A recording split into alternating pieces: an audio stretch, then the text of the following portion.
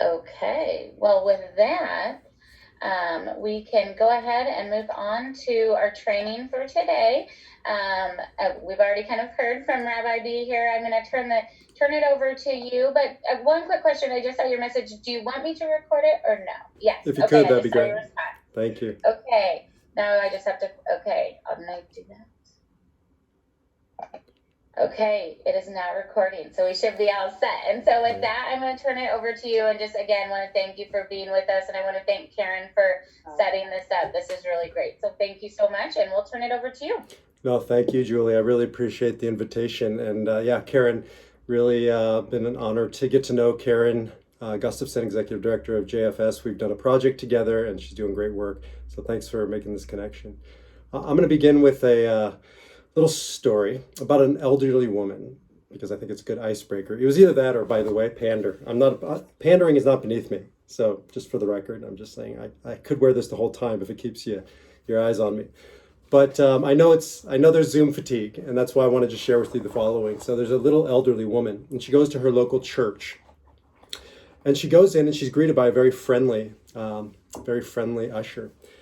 And he says to her, "Where would you like to sit?" And she says, "The front row." And he's like, "You don't really want to sit in the front row." He's like, "No." She says, "No, I really do." "No, you really don't. The pastor, incredibly boring. He'll put you to sleep."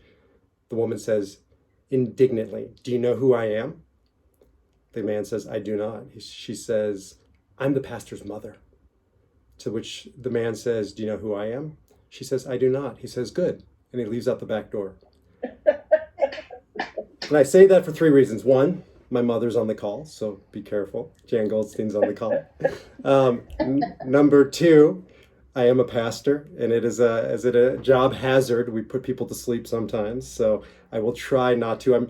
I've been grappling with Zoom and how the best to present. I've done PowerPoints, I've done none. I'm going to stay away from it. I think it kind of distracts and makes it hard enough. And number three, right, you got the front row, so there is no escaping out the back door. But I will try and keep it relatively brief. I was told 30 minutes. Actually 28 more minutes and 30 seconds. I'm very considerate of your time, unlike a lot of my colleagues. So I will. So honestly, sorry to interrupt, but till 9:30ish, if that works, if you have more material to cover. We don't want to rush you. You know, Julie, obviously you haven't worked with that many pastors. You never give them an open-ended ticket. But okay. You can always hit the back door, and I will understand. But I'm really excited, even if it's Zoom. I was hoping to be there in person, but I will take Zoom, and maybe we'll get together down the road if you'll have me. So again, my name is Baruch Halevi. Somehow, some reason, my friends in Nebraska never want to say Baruch. I can't quite understand it. And actually, I start seeing them sweat when my friends from Nebraska say Baruch. So I don't make them say Baruch. They just call me B, or Rabbi B. For about 20 years, I've been a rabbi. I was a synagogue rabbi for 15 of those years, Los Angeles, and then right next door to you all, Des Moines, Iowa. And then most of my time was spent right outside of Boston in Swampscott, Massachusetts. About 5 years ago, I retired. I am a retired rabbi. And my wife and I moved to Israel to pursue a lifelong dream it's called making Aliyah, becoming Israeli citizens. So we're dual citizens. Took our 4 kids, went there, came back about a year ago because we had a dream to start a center of spirituality, meaning, healing for anybody, any tradition, religious, not religious. I would say the good majority of our folks are spiritual, quote unquote, not religious, kind of recovering Jews, grappling with their Christianity, unchurched, unsynagogued, spiritual mutts, seeking meaning and healing in the afternoon of life. Student of Carl Jung, Dr. Jung, who talks about the afternoon of life. And so Soul-Centered is a place for people to come to learn new goals, new rules, new tools in the afternoon of life, because the afternoon of life is very different than the morning of life. Afternoon of life, midlife onwards. Jung says up until 40, it's all research. And so we help people put the research to action. And there's nowhere more important than to have a place to learn new goals, new rules, and new tools than the afternoon of life around loss. Because any of us who have made it to the afternoon of life have known loss, all kinds of loss. And so my wife, Ariella, and I co-founded Soul-Centered so we could counsel individuals through all types of loss. My area of passion, and I would say humbly expertise, is around guiding people through grief, but all types of grief and loss, especially the death of a loved one, and particularly death by suicide, by people who've completed suicide. And so I work with clients individually now, and we provide experiences around grief, but also spirituality, meaning, and healing. On Father's Day, we did a memorial remembrance service for people whose father no longer walked this earth. These are one of those holidays, the shadows don't really come into play. Mother's Day we did, Thanksgiving, Christmas, Hanukkah. We live in a Facebook culture, and we're going to talk about that. And so we need to provide opportunities for people to do what Jung and I call shadow work, to go into the shadows, to move through them. And that's the nature of this conversation. I want to talk to you about that. So I have a doctoral degree in ministry, pastoral counseling. I went back to school and got that. I'm a logotherapist, meaning-centered therapy. I'll tell you more about that. I've done about 500 funerals. I'd say maybe 15, 20 of them were suicide. I've written a book called Spark Seekers, Mourning with Meaning, Living with Light. Spark Seekers is a Kabbalistic Jewish mystical idea, which I'll tell you about that. And last but not least, I'll tell you about my personal journey, having survived loss due to suicide. And that's where I'm going to start. So actually, I am from the Holy Land, in case you don't know, and I've lived in Israel, but that's not where I'm from.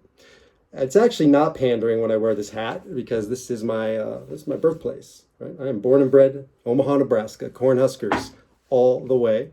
I'm fourth generation, born and raised in Omaha. Anybody go to Burke High School?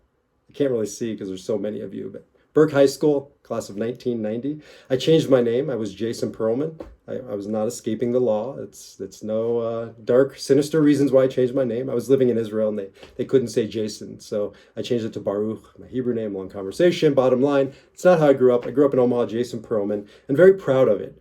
Had an amazing childhood in Omaha, right across the street from Boys Town, by the way. Candlewood, Heavenly Acres, and Royalwood, where I grew up. So I'm very familiar with the amazing place that our friends on the coast call the flyover states. Let them keep flying over, right? It keeps our traffic a little bit lighter. The last time I was in Omaha, I was a little surprised. You have a little traffic. I loved it. And I had an amazing childhood. I'd say my childhood ended when I was 15 and a half years old. I came home from school one day. I was driving. We lived in one of those weird zoned areas, maybe still in Nebraska, where I could drive at like 14. I got my permit. I got my license at 15 and a half. I was driving. Shouldn't have been driving. I came home from school and pulled into my driveway and saw all these cars in my driveway. Unusual amount of cars. I go in and somebody, I don't know, it was a blur. Somebody had told me my grandmother killed herself. My paternal grandmother. First thing I did, I jumped in the car and I raced across town, even though I wasn't supposed to drive anywhere but to and from school. I drove across town to my grandparents' house. They lived off of 70th and Dodge. And I was the third or fourth person on the scene. My grandfather had called my father. My grandmother had shot herself, had found his gun and completed suicide. After many, many attempts, by the way, and I'll tell you more about that. My father was devastated. I think the paramedics came right after that, took her away, and I got there right after the paramedics. And I just remember 15 and a half, 30 plus years ago. And I still remember the day like it was yesterday.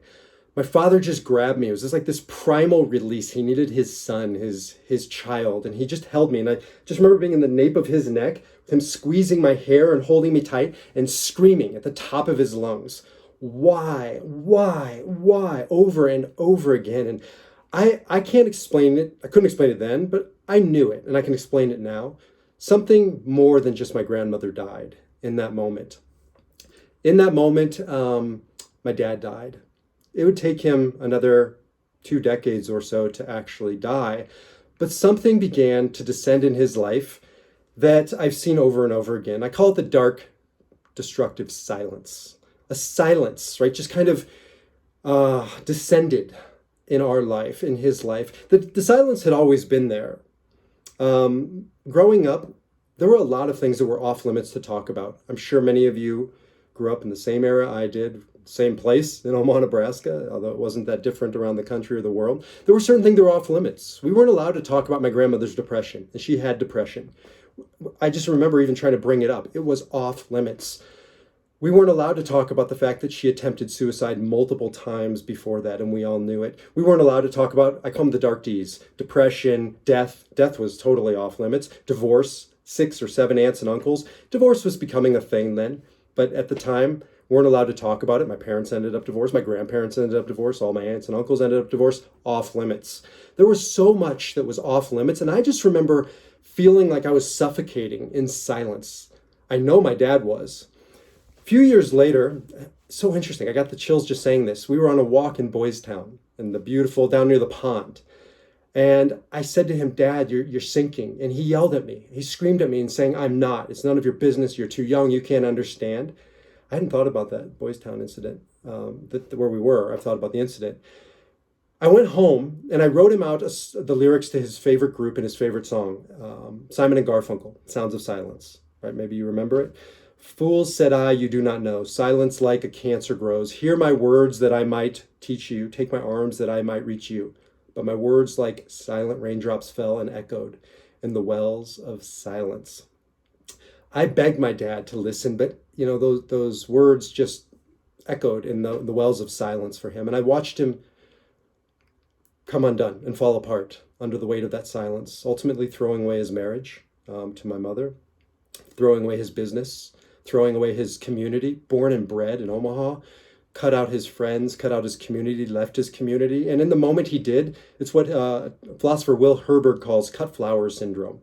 You can cut flowers and take them out of the garden, but the moment you cut them, they're dying. They may look okay, but they're dying. My dad was dying in his silence, to the point where 25 years later, on October 11th, 2006, about the same age I was when his mother killed herself, about the same age he was when his mother killed herself, my father killed himself. He hung himself, unlike his mother who shot herself. And in that moment, I knew that the chain had to be broken. I screamed, why, by the way. The person who told me, my cantor, the rabbi's partner in a synagogue. I grew up in Omaha at Bethel Synagogue, over on Dodge Street.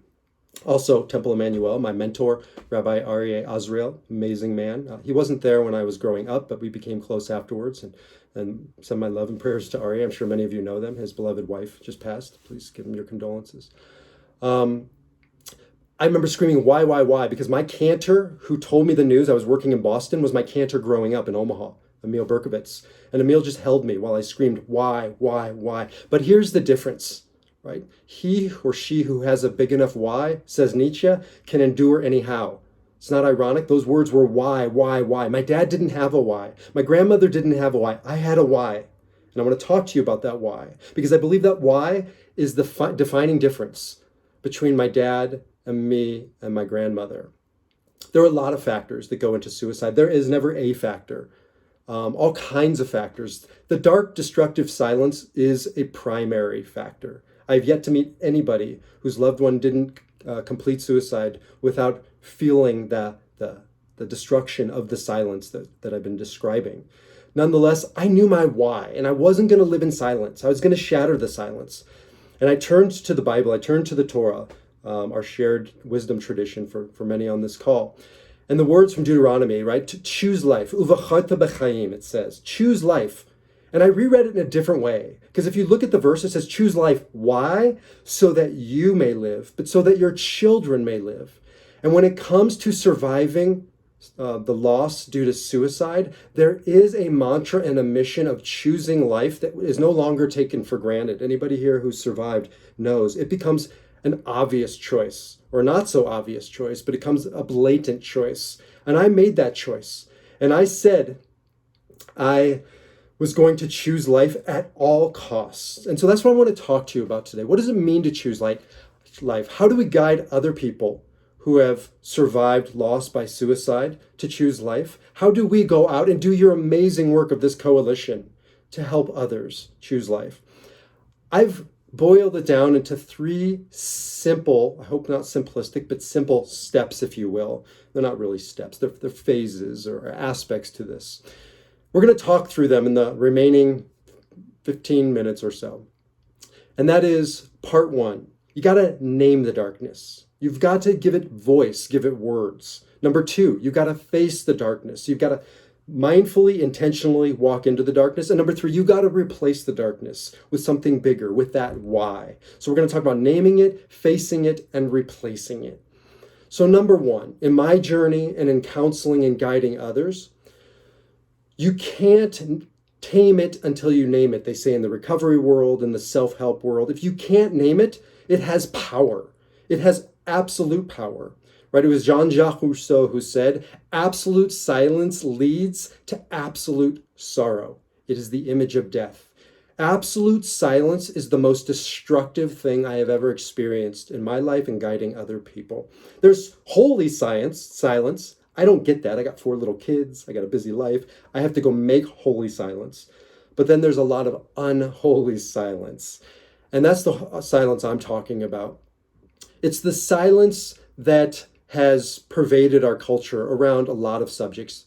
Most subjects are no longer taboo. There aren't many taboo subjects anymore. I mean, growing up, 1986 to 1990 at Burke High School, if one was gay, you would never come out in 1986 in Omaha, Nebraska. I hope times have changed. I know they've changed to some degrees. Are they perfect? Probably not. Are they better? They have to be infinitely in certain areas where you can talk about things far more freely than we could years back.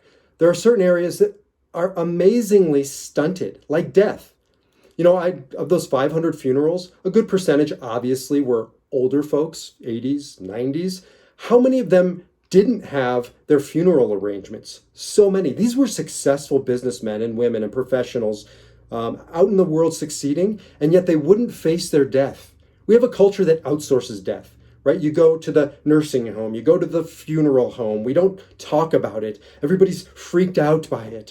It's overwhelming and nobody wants to talk about it. I'm like the buzzkill when I start talking about death in social settings. Why? It's part of life, but it's still taboo. But within death, right, not all things are equal. Suicide is still off limits. I'm not going to spend my time preaching to the choir, telling you about the statistics of the suicide epidemic, the silent epidemic. Very few epidemics anymore, but this is one of them, taking so many lives in so many categories. And I think about my friends who are veterans or active military, who are struggling and can't talk about it, don't even know how to talk about it, have nobody to talk to about this stuff. Elderly or teens, everybody in between. This is a massive problem, and yet we still don't talk about suicide. When my dad killed himself, I was brand new to the Boston community and the synagogue there. A congregant, a parishioner, comes up to me and says, Rabbi, you've been blogging about suicide. And I just want to tell you, this is New England. This was 2006, by the way. Not necessarily the Dark Ages, but his response felt like the Dark Ages. He said, we don't talk about suicide here in New England. So we'd appreciate it if you did, and it makes us uncomfortable. So what did I do? In Hebrew, we call it a nudnik. I guess in English, you translate it as a pain in the ass. I don't know how to translate nudnik. Forgive me. I got up in front of 2,000 people on Yom Kippur, the High Holy Days, and I said I was told not to bring the subject up. But my job as a pastor, a friend of mine once taught me, is to comfort the afflicted and afflict the comfortable. And we are too comfortable around the silence around death in general and suicide in particular. And so I gave a talk. It's still online. You can read it or watch it on YouTube about the epidemic of suicide. And by the end, I had everybody up saying, if you've been touched by suicide directly, indirectly, a friend of a friend, thousands of people up on their feet, singing to a kids' choir, Lean on Me, tears in people's eyes, while I'm shouting the words, never again. And as a Jew, those words don't come lightly. Never again is what we say after the Holocaust. Never again will we allow 6 million people to go to their deaths in silence, up in smoke in the ovens of Auschwitz while the world watches idly by.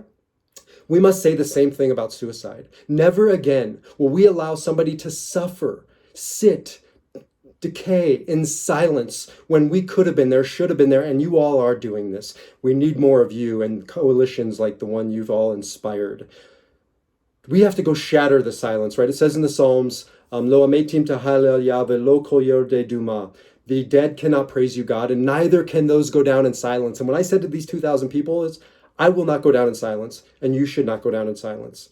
It begins with bringing voice to people's silence, right? I get from my brothers and sisters in the Christian tradition, from the Gospel of John. In the beginning was the Word, and the Word was God, was with God, and the Word was God. There's divinity in words. Remember that stupid saying? Sticks and stones will break my bones, and words will never hurt me.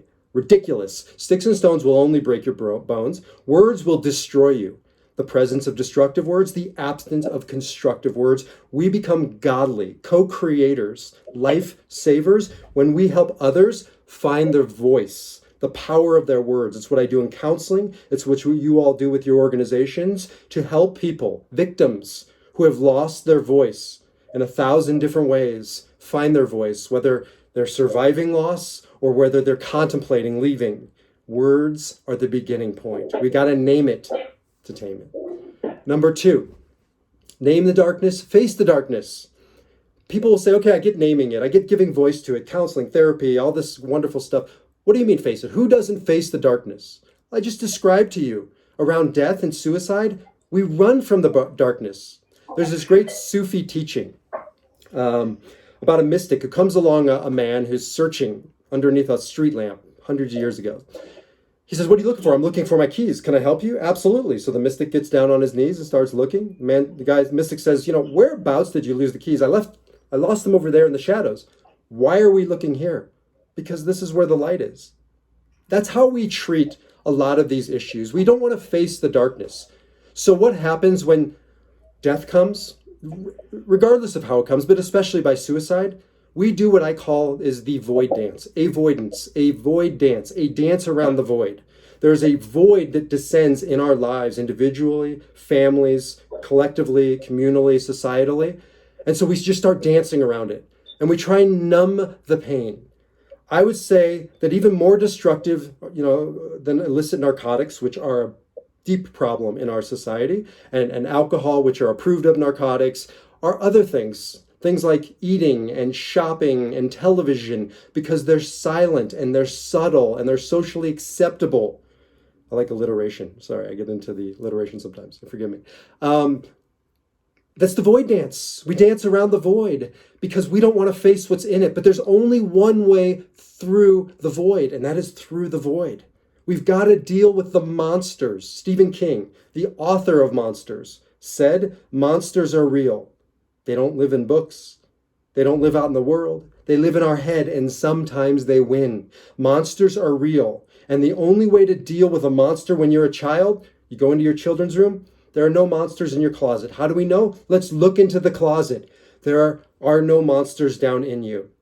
We have to simply open the closet and go into it and look at what they are offering to tell us. No matter how dark and destructive and difficult and painful it might be, there's always possibilities. I call them sparks of meaning, of potential, of even blessing in the darkness, no matter how dark it is. This isn't my idea.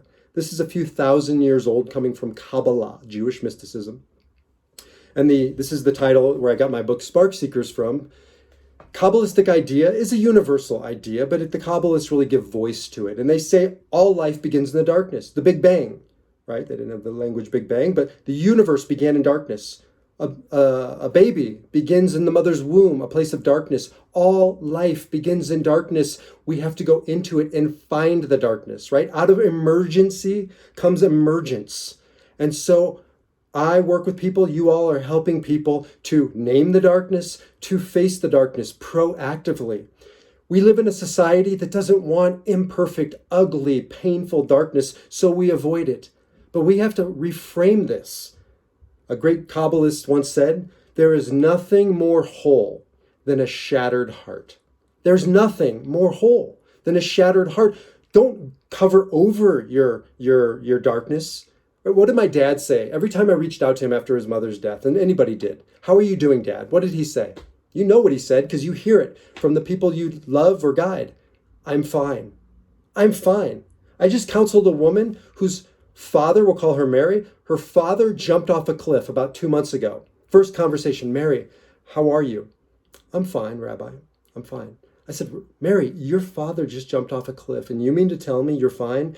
Well, actually, ... And for the last 2 months, we've been talking about how she's not fine. And I've finally gotten through the society's message. Who the hell wants to be fine? I don't want to be fine after my loved one just died. I want to be anything but fine. It's like one of these funerals I officiate at where I'm told, whatever you do, don't make us cry. What? Don't make us cry. This should be a celebration of life. It should be happy. I don't begrudge anybody for wanting to celebrate life, but if you can't cry at a funeral, when the hell are you going to cry? And what are tears for, if not to be felt, right? You can't heal it unless you feel it. My wife teaches a lot on healing. She teaches me this. You got to feel it. You got to face it. You got to move through it. Get to this place where there's a new type of perfection. It's the perfection of imperfection. It's the wholeness of being broken, embracing it.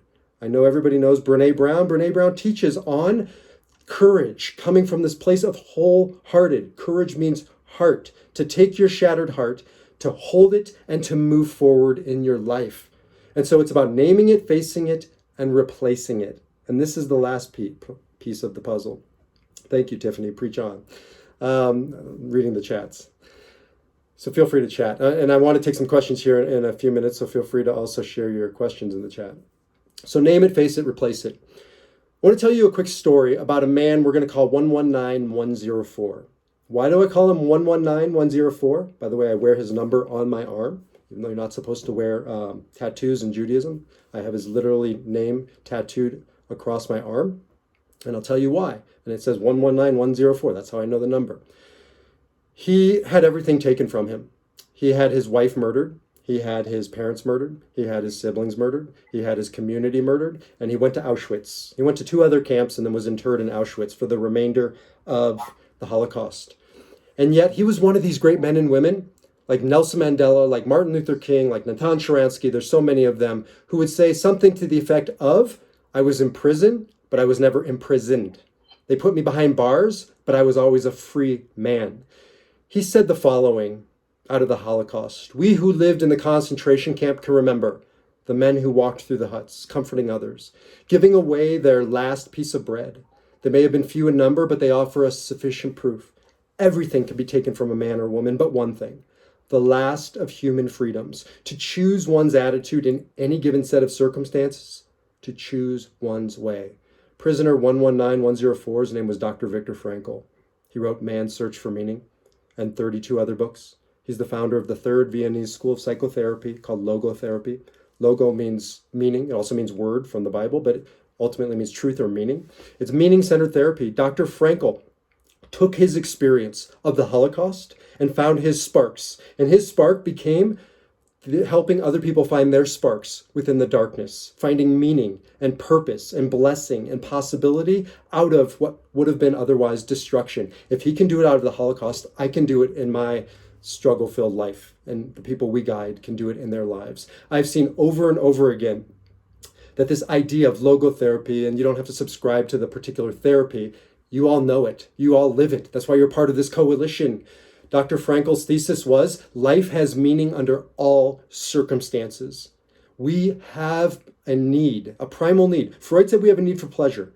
Adler said we had a need for power. Frankl said we have a need for meaning.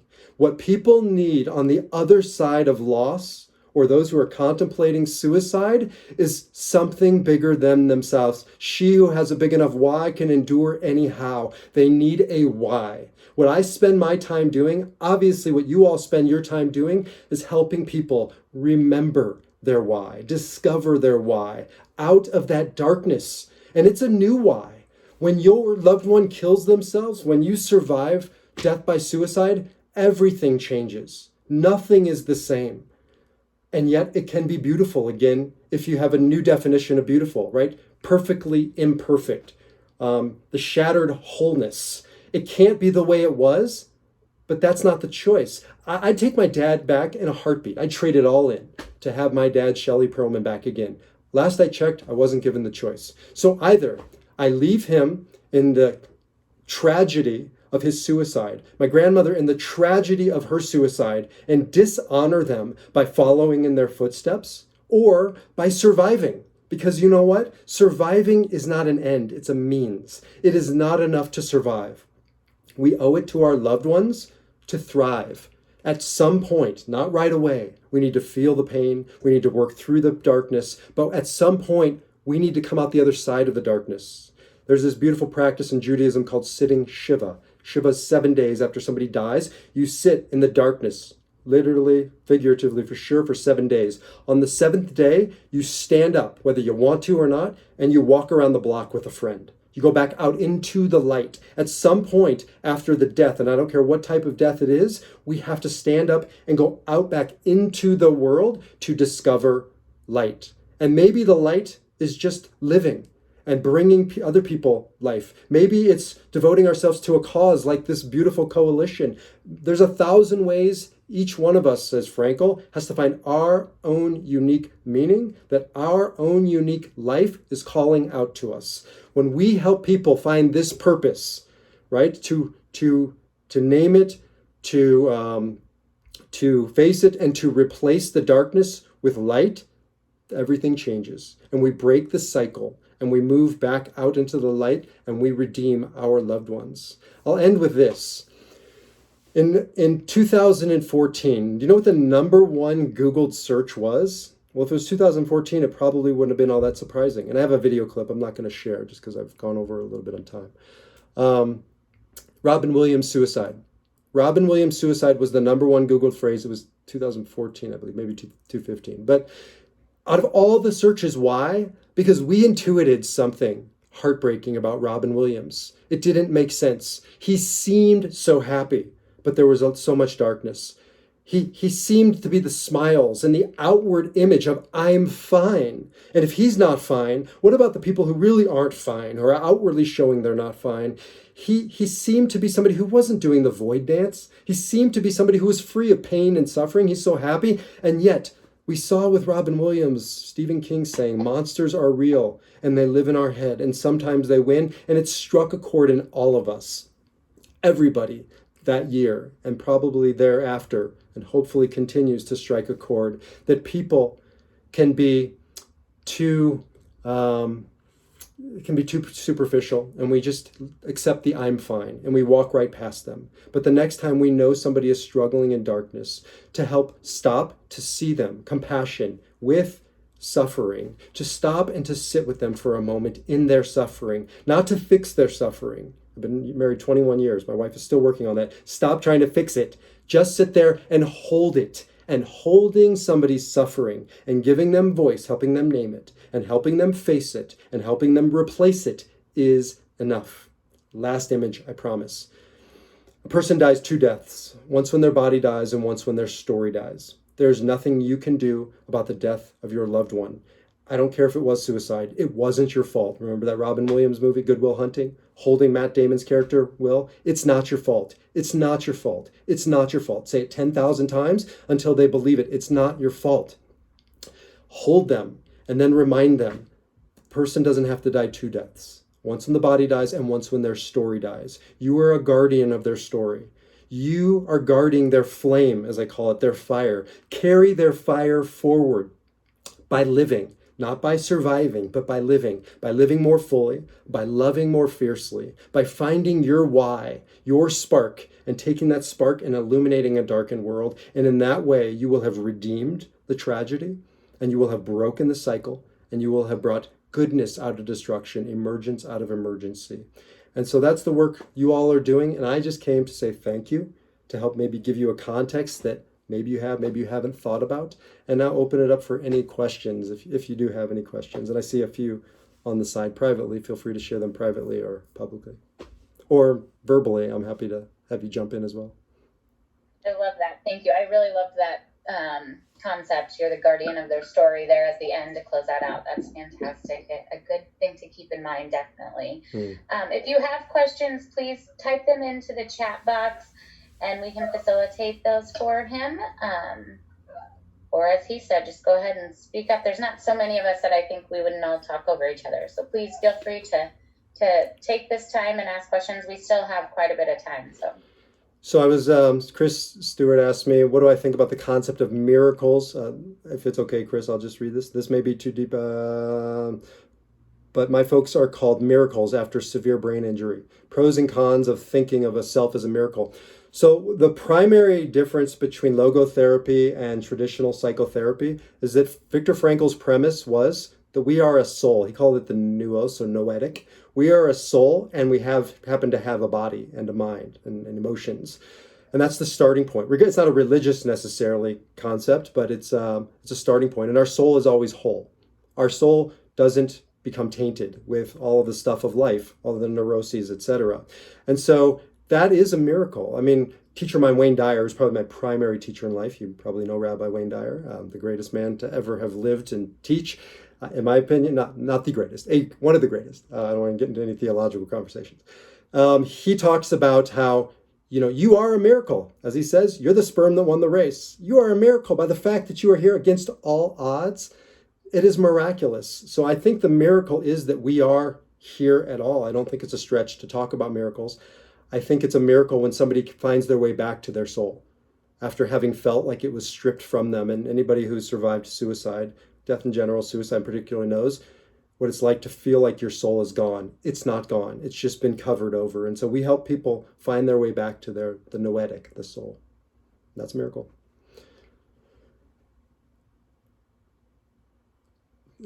Brad just shared his appreciation and also the importance of the movie Good Will Hunting. It was not about suicide. It was about surviving a physical abuse, emotional abuse, but nonetheless still an amazing movie. Thanks, Brad. Thank you, Chris. So I know that this is being recorded. I'm wondering if it's something that we can potentially share with others. I think a lot of what you've touched on, I coordinate the loss team, sorry.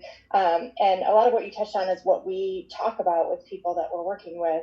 But just, you say it so eloquently, and sometimes we have people who don't want the in-person visit. I'd love to be able to share your words with those that we're trying to reach.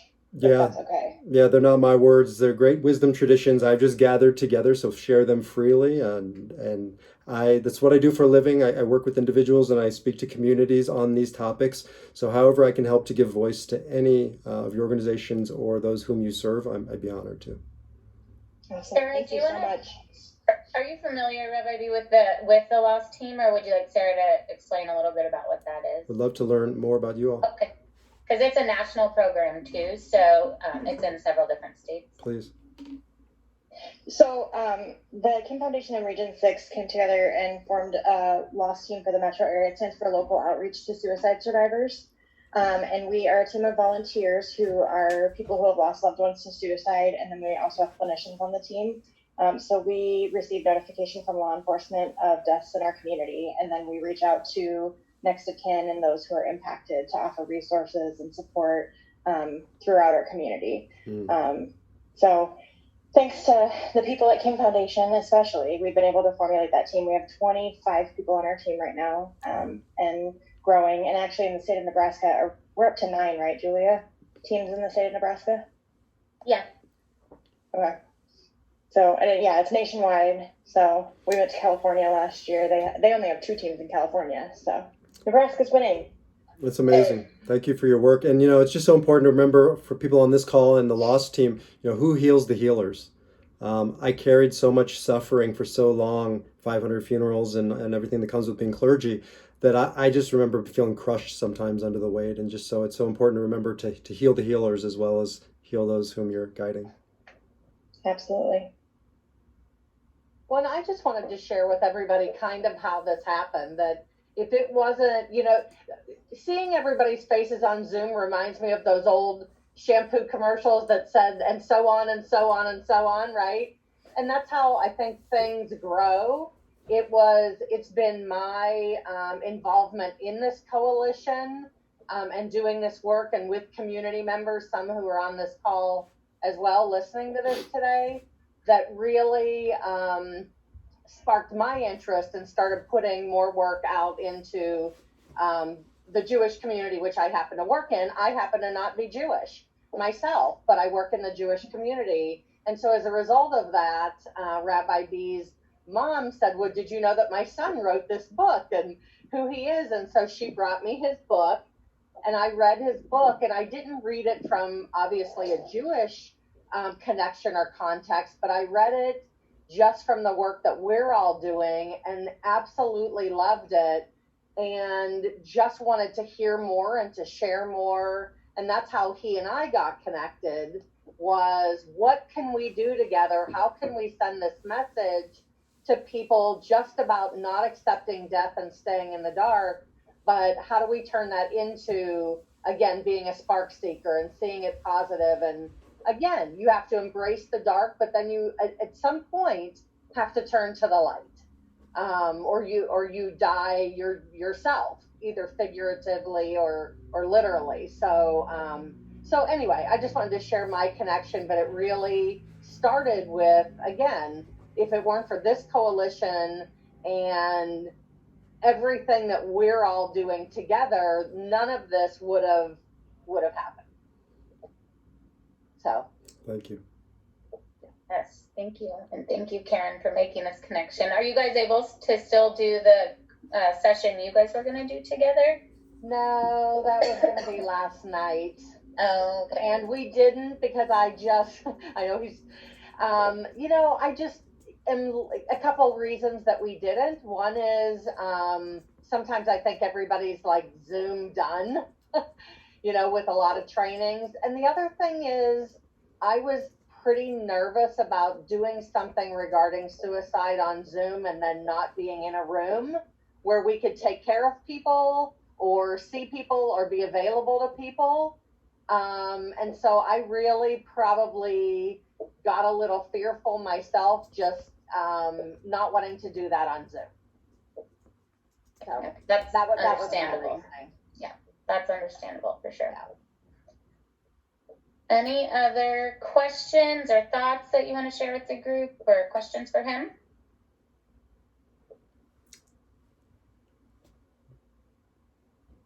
Okay, well, hearing none, I just want to thank you so much for being here with us today and to learn your Omaha and Nebraska roots. That's awesome. Thank you. And I'll make sure to get this recording to you as well once I figure out the best way. I'll probably do it in like Dropbox or something, but we'll figure that part out. That's wonderful. I really appreciate this opportunity to reconnect with my homeland. So thank you. And I put my contact information in the chat. You just Google Rabbi B, you'll get my website.